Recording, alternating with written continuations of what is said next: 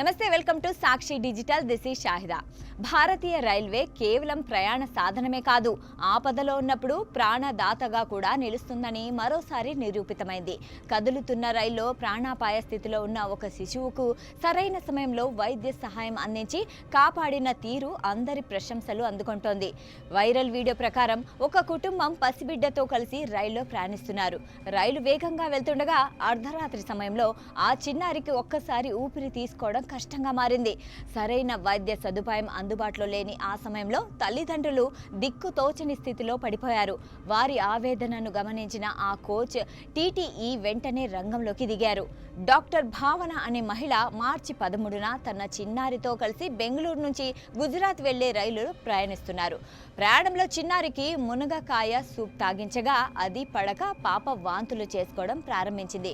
కదులుతున్న రైల్లో చిన్నారి నీరసించిపోతుంటే ఏం చేయాలో తెలియక ఆ తల్లి తీవ్ర ఆందోళనకు గురయ్యారు.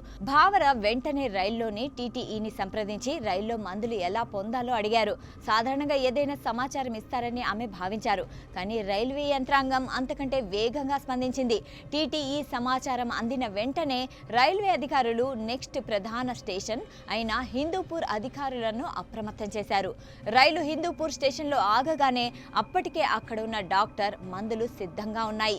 రైలు ఆగగానే డాక్టర్ లోపలికెళ్లి చిన్నారిని పరీక్షించి అవసరమైన చికిత్స మందుల్ని అందించారు. కేవలం వైద్యం అందించడమే కాకుండా మందులకు సంబంధించిన సరైన బిల్లును కూడా ఇచ్చారు. ఈ మొత్తం అనుభవాన్ని వివరిస్తూ భావన ఇన్స్టాగ్రామ్లో ఒక వీడియోను పోస్ట్ చేస్తూ భావన తన భావోద్వేగ అనుభవాన్ని పంచుకున్నారు. ఈ వీడియోకు మిలియన్ల కొద్దీ వ్యూస్ రావడమే కాకుండా నెటిజన్లు రైల్వే సిబ్బందిపై ప్రశంసలు కురిపిస్తున్నారు. వీడియోలో ఆ చిన్నారి తల్లి నీళ్లు నిండిన కళ్లతో టీటీఈకి డాక్టర్కు చేతులు జోడించి కృతజ్ఞతలు తెలపడం అందరినీ కదిలిస్తోంది. రైల్వే శాఖ సమర్థతను, ప్రయాణికుల్లో ఉండే మానవత్వాన్ని ఈ ఘటన చాటి చెప్పింది. నెటిజన్లు ఆ టీటీఈ డాక్టర్ను రియల్ హీరోలుగా కొనియాడుతున్నారు.